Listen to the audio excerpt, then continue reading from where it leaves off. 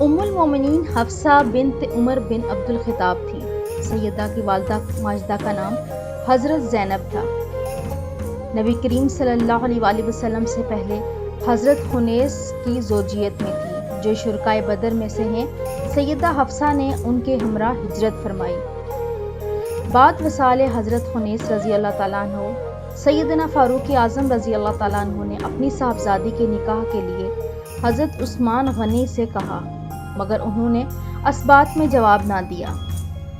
اس کے بعد حضرت عمر رضی اللہ تعالیٰ عنہ نے حضرت ابوبکر صدیق سے ملاقات کی اور فرمایا کہ اگر آپ رضی اللہ تعالیٰ عنہ کی خواہش ہو تو حفصہ کا نکاح آپ سے کر دوں۔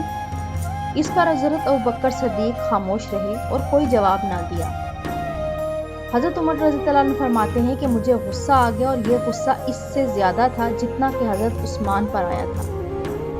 اس کے بعد چند راتیں گزری تھی کہ نبی پاک صلی اللہ علیہ وآلہ وسلم نے پیغام دیا اور میں نے حضرت حفصہ کا نکاح نبی پاک صلی اللہ علیہ وآلہ وسلم سے کر دیا۔ پھر سیدنا صدیق رضی اللہ تعالیٰ عنہ نے فرمایا کہ شاید آپ اس وقت مجھ سے ناراض ہو گئے تھے جب آپ کی پیشکش پر میں نے کوئی جواب نہ دیا تھا۔ میں نے کہا، ہاں میں ناراض ہو گیا تھا۔ صدیق اکبر رضی اللہ تعالیٰ عنہ نے فرمایا، آپ کی پیشکش کا انکار تو نہیں کیا تھا، البتہ میں یہ جانتا تھا کہ رسول اکرم صلی اللہ علیہ وآلہ وسلم نے حضرت حفصہ کو یاد فرمایا ہے، اور میں نے رسول اکرم صلی اللہ علیہ وآلہ وسلم کے راز کو افشا نہ کیا۔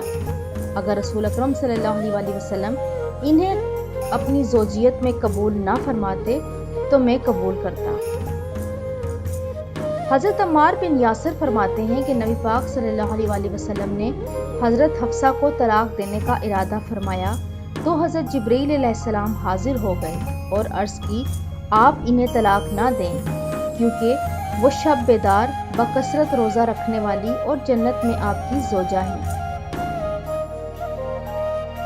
سید حفصہ رضی اللہ عنہ کا وصال زمانہ امارت حضرت امیر معاویہ کے دور خلافت میں ہوا۔